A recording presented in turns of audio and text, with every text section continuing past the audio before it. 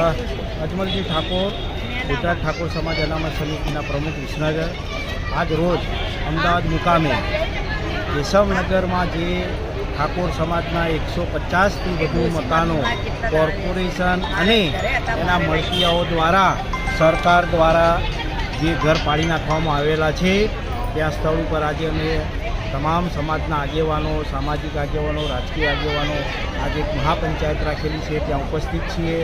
સરકારે આ લોકોને કોઈ વૈકલ્પિક વ્યવસ્થા આપ્યા વગર, કોઈ પણ નોટિસ આપ્યા વગર 150થી વધારે મકાન તોડી કાઢીને 700 જેટલા પરિવારોને રોડ ઉપર લાવી દીધા છે, બેઘર કરી કાઢ્યા છે.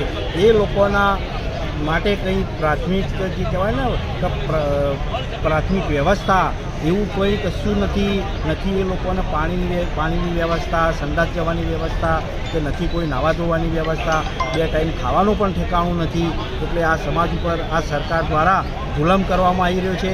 એના અનુસંધાનમાં એમને ન્યાય મળે એના માટે આજે ગુજરાત ઠાકોર સમાજના તમામ આગેવાનો, તમામ સામાજિક જે શુભચિંતકો છે એ ઉપસ્થિત થઈને અમે આગળની રણનીતિ નક્કી કરવા ભેગા થયા છીએ. સરકારશ્રીનો તમને અહીંયાથી સંતોષકારક જવાબ નહીં મળે તો આગળ તમે શું પગલાં લેશો?